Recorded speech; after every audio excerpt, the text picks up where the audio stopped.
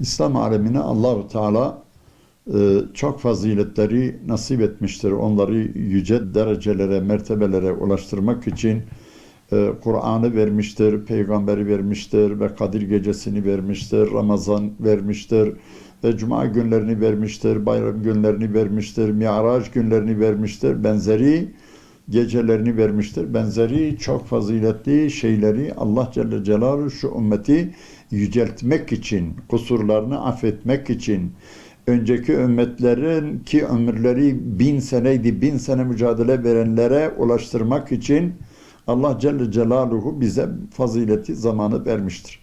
Tabi şunu biz beyan edelim. Kadir Gecesi bir Kur'an gecesidir esas. Ondan dolayı Kur'an gecesi olduğu hasebiyle 1000 aydan daha hayırlı olmuştur. Yani şimdi 1000 ayı hesaplıyorlar burada. 1000 aydan daha hayırlıdır. Daha olunca belki 2 katına çıkar, belki 3 katına çıkar. Ondan dolayı bu ümmet bu Kadir Gecesi gelince ümmetin yıldızları ki Resulullah sallallahu aleyhi ve sellemin eshablarıydı. Çok rahatladılar. Çünkü onlar Allah Kur'an'da diyor ki "Sabiku ila mağfiretin ve cennetin arduha semavatu vel ard" diyor ki yarış yapın cennet ve mağfirette ki genişliği yer ve gökten daha geniştir. Sahabeler de düşünüyorlardı ki bizim ömrümüz azdır, önceki ümmetlerin ömürleri çoktur, biz nasıl faziletlere ona yetişeceğiz? Allah Celle Celaluhu o endişeyi kaldırdı, bu faziletli vakti bize verdi, Kadir Gecesi'ni verdi.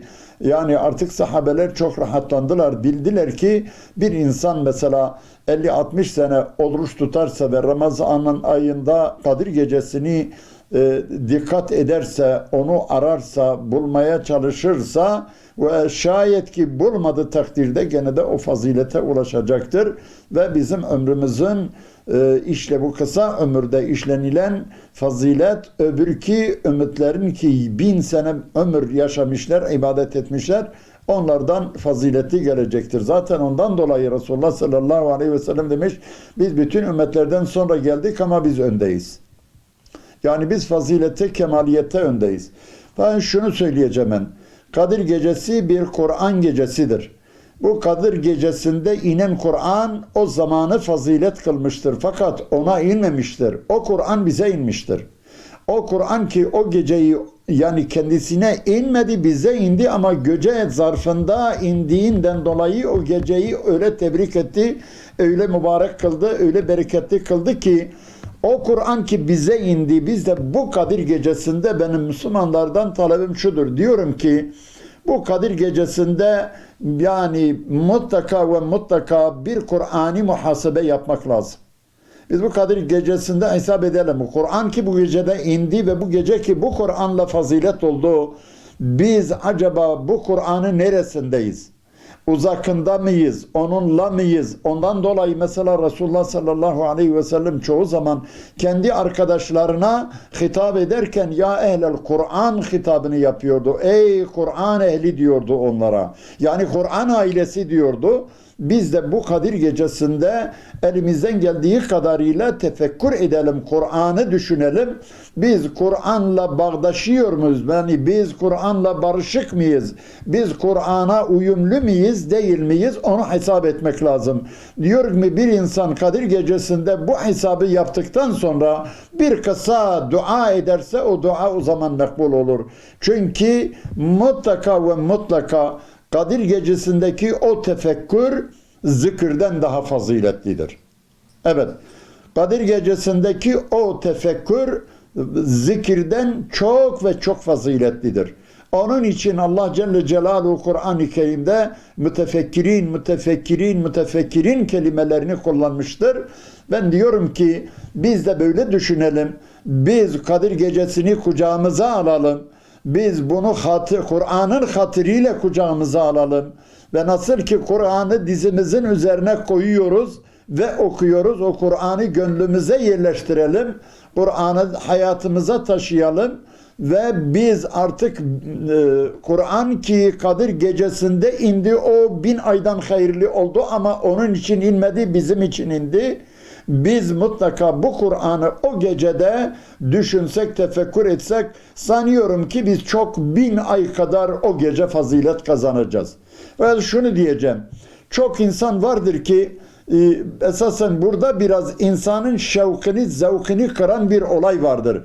Yani sanki Kadir Gecesi'nin sevabına nail olabilmek için illa görmek lazım. Bu yanlıştır.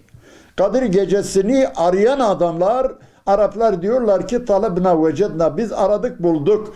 Siz Kadir Gecesi'ni değerlendirseniz, bu Ramazan'ın hepsini onun hatırına değerlendirseniz, özellikle bu son 10 günü siz itikafla, Kur'an tefekkürüyle değerlendirseniz, siz görmeden o sevaba ulaşacaksınız. Kıyamet gününde ummadığınız bir sevapla siz Allah'ın izniyle mükafatlanacaksınız. Diyeceksiniz ki Subhanallah, biz bu kadar işlem yapmadık, bir gece içinde bu kadar kazanç olur mu diyeceksiniz.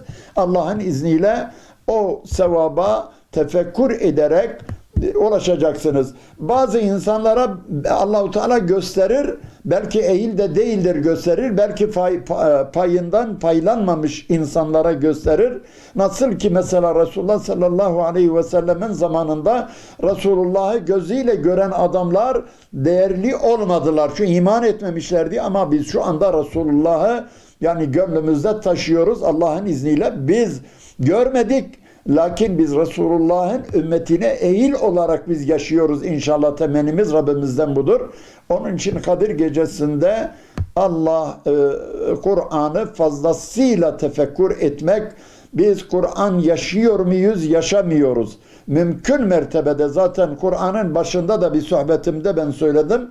Dedim ki, Ramazan'ın başında söyledim sohbetimde, dedim ki Kadir Gecesi hatırına bu Ramazan ayı boyunca Kur'an üzerinde bir tefekkür edelim. Kur'an bizim için inmiştir ve Allah'ın izniyle biz onunla kemaliyeti bulacağız, saadeti bulacağız. Allah-u Teala kabul eylesin.